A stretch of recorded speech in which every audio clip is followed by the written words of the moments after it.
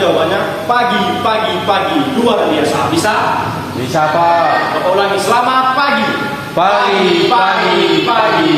Luar biasa. Oke. Nah, hari ini kita bertemu lagi yaitu dengan mata pelajaran PPKN. Nah, sebelum kita memulai pembelajaran kita, alangkah baiknya kita berdoa terlebih dahulu. Nah, untuk Gabrieli untuk maju ke depan mungkin doa kita. Mari kita bersama dalam doa. Ya Bapak, kami mau belajar berkat dalam Al-Quran. Amin. Terima kasih Gabrieli. Nah, sebelum kita memulai pembelajaran kita, Bapak ada sedikit ice breaking kita. Yang dimana jika Bapak menyebutkan tepuk satu, gerakannya seperti ini. Tepuk satu, tepuk dua, tepuk tiga, ha. Oke, seperti itu bisa? Bisa, Pak. Oke, kita mulai. Tepuk satu, tepuk dua, tepuk tiga, ha. Oke, nah hari ini kita belajar mengenai keberagaman suku, ras, dan agama. Nah, di sini tujuan kita belajar keberagaman ini agar kita tahu betapa banyaknya keberagaman mulai dari suku, ras, dan agama yang ada di Indonesia ini. Dan yang kedua, agar kita saling menghargai walaupun kita memiliki banyak perbedaan di antara kita. Nah, oke, langsung saja kita masuk mengenai apa sih arti dari keberagaman. Nah, di sini Bapak akan menunjuk Rudolf untuk membaca arti dari keberagaman. Nah, silakan Rudolf. Kondisi di mana masyarakat dapat saling memahami dan menghormati perbedaan dari segala aspek yang dapat menyatukan negara menjadi harmonis. Indonesia disebut sebagai negara yang beragam karena pada dasarnya Indonesia memiliki segudang keunikan yang tidak dimiliki oleh negara lain.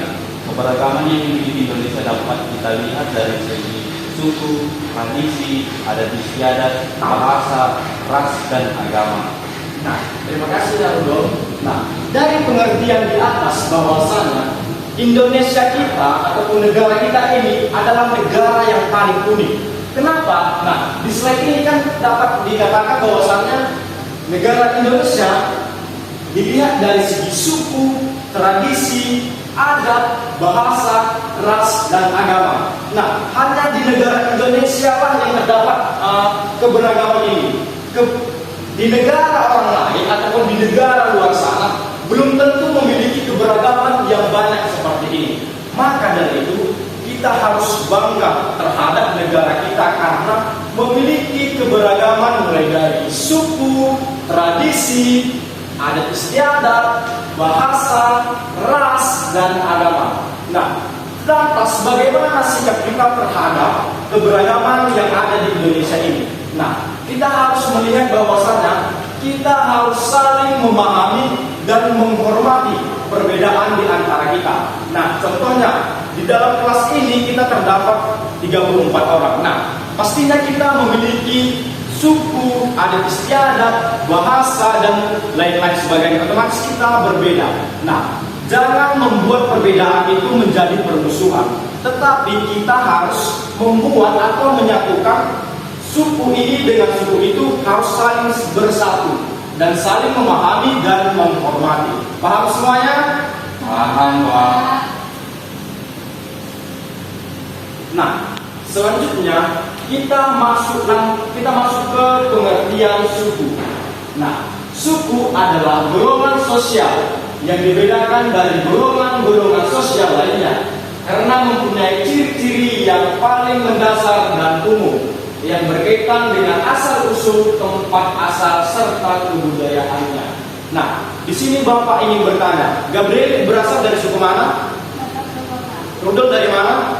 Batak Toba. Oh, berarti sama ya, sama-sama berasal dari Batak Toba. Nah, suku adalah mempunyai ciri-ciri yang paling dasar. Nah, otomatis Gabriel dari asal kampungnya dari mana? Samosir. Rudolf? Dolok Sanggul. Nah, kedua teman ini memiliki perbedaan dari segi kampung. Nah, otomatis sikap memiliki ciri-ciri khusus yang berdasar dari kampungnya sendiri, yaitu di Samosir. Nah, yang kedua adalah si Rudolf pasti memiliki ciri khusus yang berasal dari Dolok Sanggul. Nah, itu adalah pengertian dari suku. Nah, selanjutnya kita masuk ke jumlah suku yang ada di Indonesia. Indonesia memiliki lebih dari 300 kelompok etnik atau suku bangsa. Lebih tepatnya terdapat 1.340 suku bangsa di tanah air menurut sensus BPS tahun 2010. Suku Jawa adalah kelompok terbesar di Indonesia dengan jumlah yang mencapai 41% dari total populasi. Nah, menurut sensus BPS pada tahun 2010 yang lalu, bahwasanya terdapat 1.340 suku yang ada di Indonesia ini. Nah, salah satu suku yang paling besar di Indonesia ini adalah suku Jawa, yaitu 41%. Nah, contoh suku yang ada di Indonesia ini dapat kita lihat di slide ini adalah yang pertama suku Jawa, suku Sunda, suku Batak, suku Betawi, suku Dayak, suku Asmat, Bugis, Madura, suku Nias, dan lain sebagainya. Ini adalah contoh suku yang Bapak buat pada PowerPoint kita pada hari ini, dan sisanya kita akan berjumpa di hari berikutnya. Nah, selanjutnya kita masuk ke pengertian ras. Oke, kali ini Bapak ingin meminta Nak Gabriel membacakan apa sih pengertian dari ras ini. Oke, ayo Nak Gabriel. Ras adalah penggolongan suku bangsa yang didasarkan pada ciri-ciri fisik atau warna rambut, warna mata, warna kulit, bentuk mata dan bentuk tubuh, dan asal-usul wilayah serta badan. Nah, oke, terima kasih Gabriel. Nah, ras adalah bentuk fisik atau ciri fisik yang ada di dalam diri kita. Contohnya, kita ke Papua. Papua kan memiliki ciri fisik atau ras seperti kulit hitam, kantung mata yang besar, dan lain sebagainya. Nah, itu adalah ciri fisik atau pengertian dari ras. Maka dari itu, ras adalah ciri fisik yang dimulai dari warna rambut, warna mata, warna kulit, bentuk mata, dan bentuk tubuh.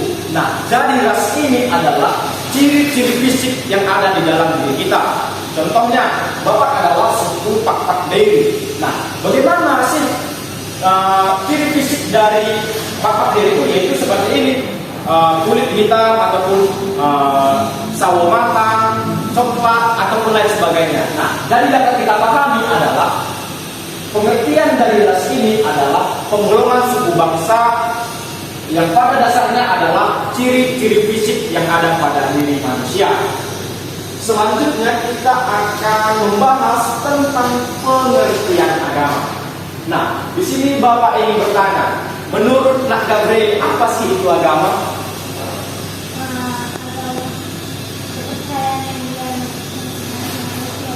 Oke, berarti menurut Nak Gabriel ini agama itu adalah kepercayaan yang dianut oleh manusia. Oke, kalau menurut Rudolf bagaimana? Sama juga Pak. Apa nih? Kepercayaan yang dianut setiap orang. Kepercayaan yang dianut setiap orang. Nah, mari kita baca bersama-sama pengertian agama. Agama secara etimologis artinya tidak kacau, atau dalam bahasa lainnya adalah teratur. Nah, dapat kita baca juga di dalam Alkitab bahwasanya orang yang memiliki agama itu artinya tidak kacau. Karena di dalam Alkitab itu pengertian agama itu agama tidak kacau. Nah, berarti ketika kita memiliki agama, pastinya kita memiliki hidup yang terarah.